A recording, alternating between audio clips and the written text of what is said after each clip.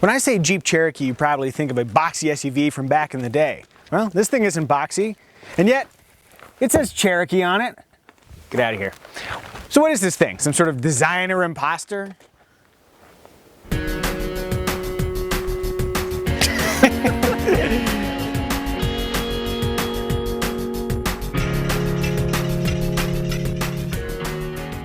Nope, it really is a Cherokee, just imagined through the eyes of a very different Jeep. The kind of Jeep whose corporate overlords now hail from Italy. Built on the same Alfa Romeo-derived platform as the Dodge Dart, the latest Cherokee is stylistically polarizing and surprisingly sophisticated.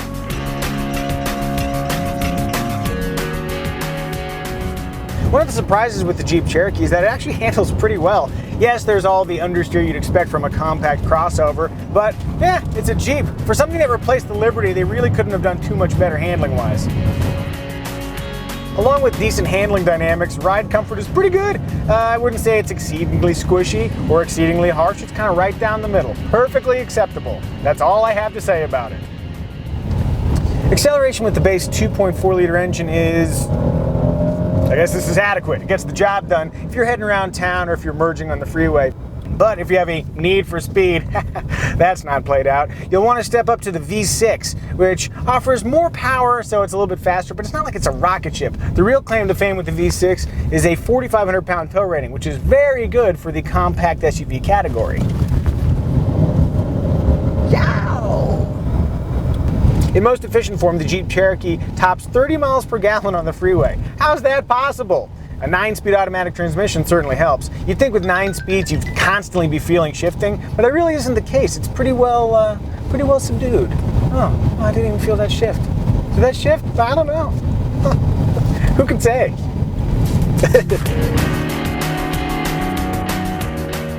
Like any proper Jeep, the Cherokee also has a rugged side. Explore the interior and, along with pleasantly upscale materials, you'll find a chunky shifter, a super thick steering wheel, and, if you look closely, some cool heritage-inspired touches. The cabin's beefy vibe actually aligns with the Cherokee's curb weight, which is several hundred pounds heavier than its prime competitors. Chunky though it may be, the interior is thoughtfully arranged. A prime example is the standard cargo management system, which partially makes up for an overall luggage capacity that trails the Honda CR-V and Toyota RAV4. The 60/40 split rear seats are similarly flexible, offering the ability to recline, just a little bit, but slide a lot. Drop the back seats, and you've got a reasonable 54.9 cubic feet to play with, even more so if you spring for the optional folding front seat with undercushioned storage nook.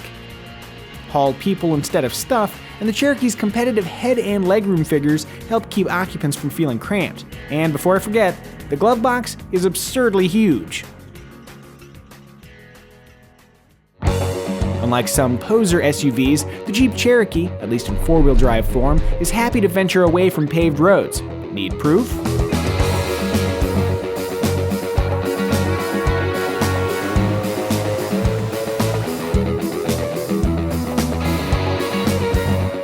For Cherokee owners who dare venture into the wilderness, Jeep offers a few different four-wheel drive options.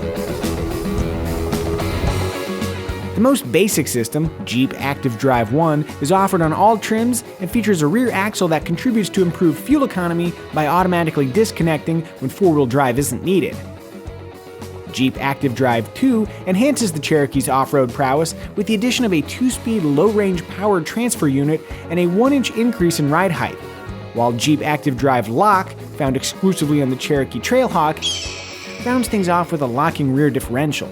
Speaking of the Trailhawk, those with bold off-road aspirations might consider it.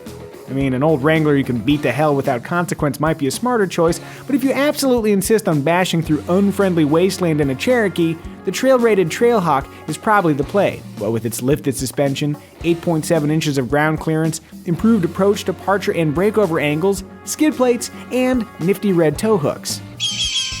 One last note, all of the Cherokee's four-wheel drive systems include this Select Terrain control system. Select the terrain you're traveling over, and the vehicle automatically alters the throttle, transmission, and stability control behaviors, among other variables, for maximum performance. Or you can just leave it in auto mode if rotating a knob seems like a hassle.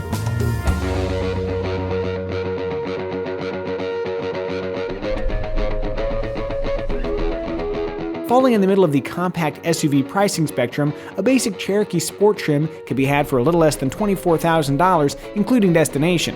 For that sum, you get a Cherokee equipped with Bluetooth, 10 airbags, cruise control, and a 5-inch Uconnect touchscreen with USB and auxiliary inputs. Max out a 4-wheel drive limited V6, and it's possible to spend nearly $40,000. Pricey, yes, but that investment opens a world of Jeepy delights, including an excellent Uconnect Access infotainment system with 8.4-inch touchscreen, an Alpine premium audio system with 9 speakers and a subwoofer, leather, heated and ventilated front seats, a heated steering wheel, a backup camera, a power liftgate, and keyless access with push-button start. Trailhawk and Limited buyers can also add a technology group comprised of adaptive cruise control with stop-and-go functionality, automatic high beam control, blind spot and backup cross-traffic detection, lane departure prevention, and an automatic parking system. For a little more than $2,000, that's a lot of technology, but you really should think it over before you buy. Some of the Cherokee's electronic driver assist systems aren't quite sorted. For example, the lane departure warning system, they call it Lane Sense, it actually moves the steering wheel to pull you back in the lane when it senses you moved out. What I found is that as you drive on the freeway, it is a little overeager. Oftentimes, the Cherokee wants to kind of pull you this way or that, and it kind of feels like you're fighting the vehicle instead of it gently nudging you back into the lane.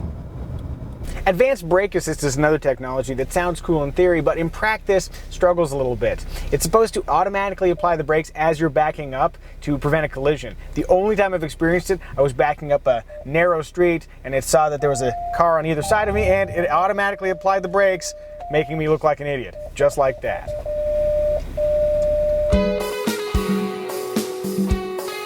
Of course, the future will inevitably involve more technology, not less, so kudos to Jeep for being on the forefront. Also, kudos to the Jeep Cherokee for having resale values that, while not top of class, are still quite strong. Okay, solid resale values might be nice, but that alone won't pull buyers away from popular compact SUVs like the Honda CR-V, Toyota RAV4, and Ford Escape. In a largely conservative segment, the Jeep Cherokee stands out because it's willing to take risks.